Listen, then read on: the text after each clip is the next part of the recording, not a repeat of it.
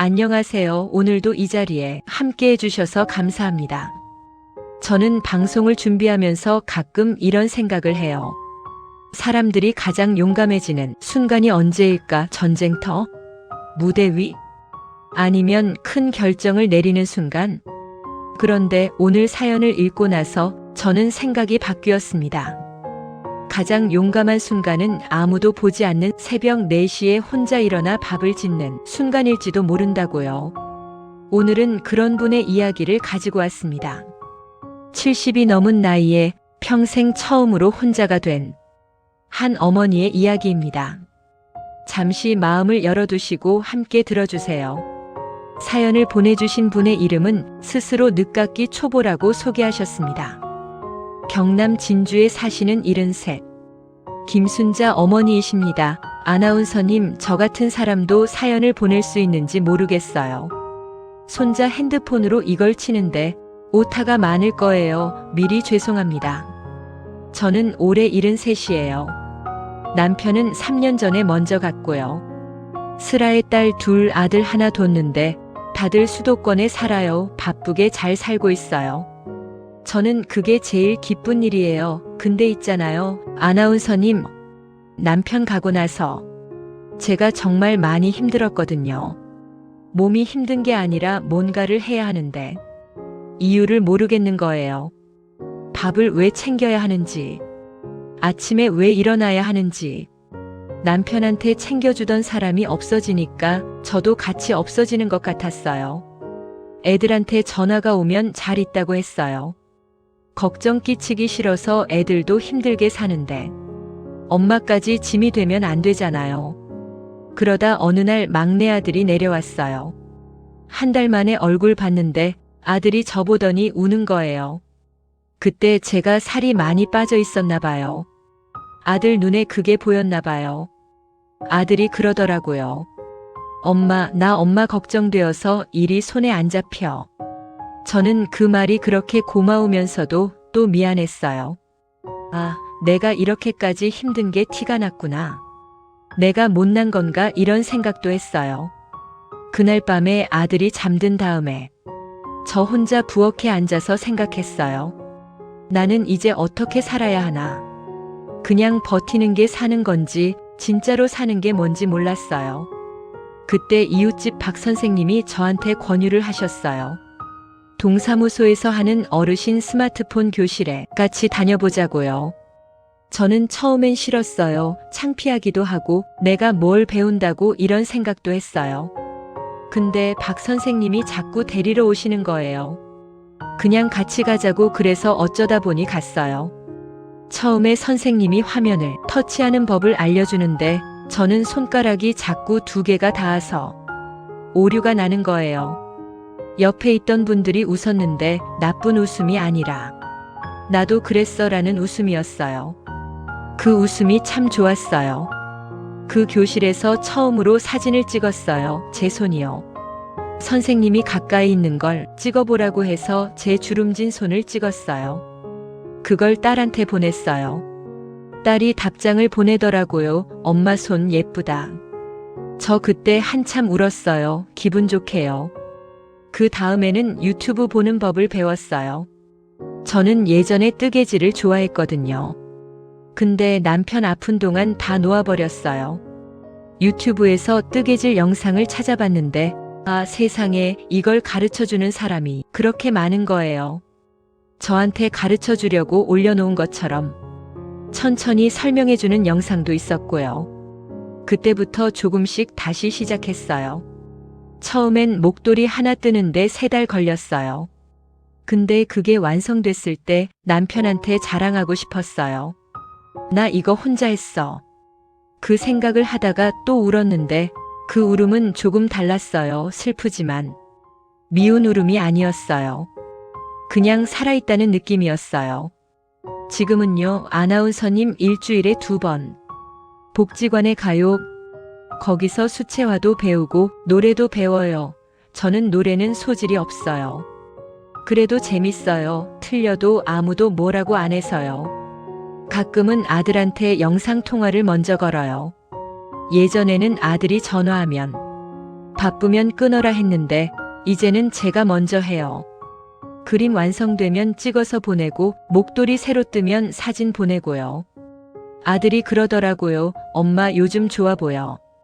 저도 그런 것 같아요. 남편이 없어도 세상이 끝나지 않았어요. 저는 그게 오래 무서웠어요. 남편이 없으면 나도 없는 줄 알았거든요. 근데 아니더라고요. 나는 여기 있었어요. 조금 늦게 찾았지만 여기 있었어요. 저처럼 혼자가 된 분들한테 이 말을 전하고 싶어서 사연을 보냈어요. 부끄럽고 쑥스럽지만 이게 도움이 되면 좋겠어요. 오타 많아도 읽어주시면 감사하겠습니다. 진주에서 늦깎이 초보 김순자 올림. 오타가 많다고 미리 사과하셨는데요. 저는 이 사연을 처음 받아서 읽는 동안 오타를 하나도 발견하지 못했어요. 너무 또렷하게, 너무 정직하게 쓰여 있어서요.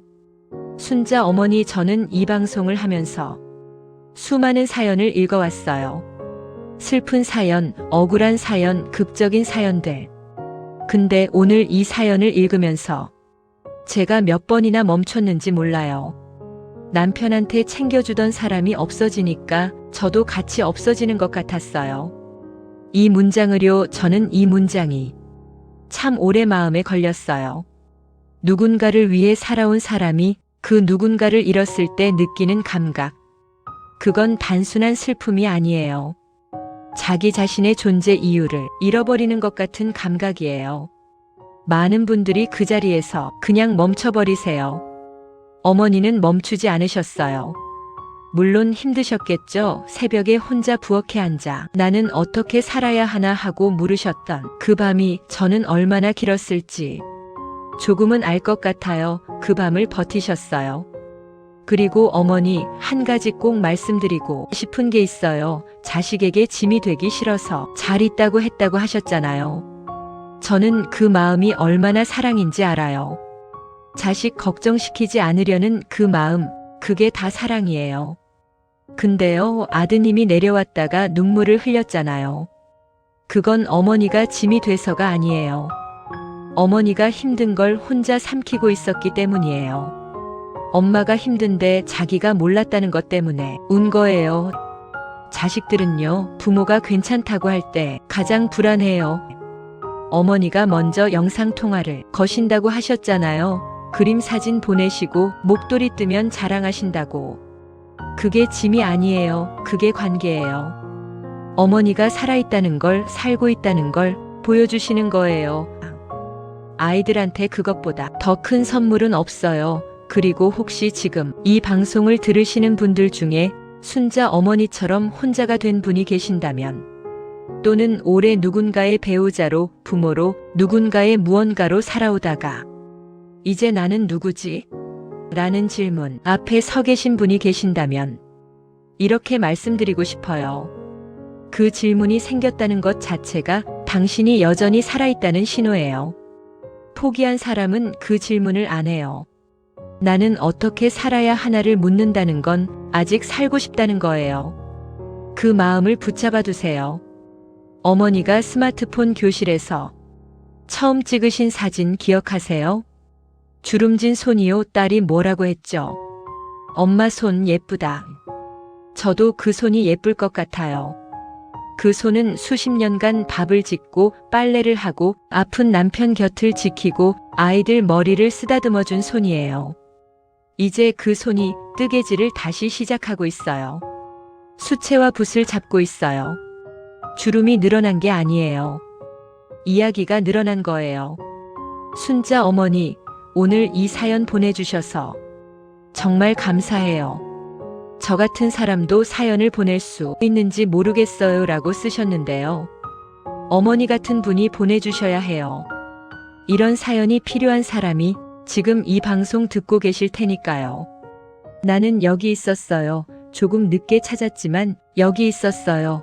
어머니가 쓰신 이 문장을 저는 오늘 하루 내내 품고 다닐 것 같아요. 우리는 가끔 잊어버려요.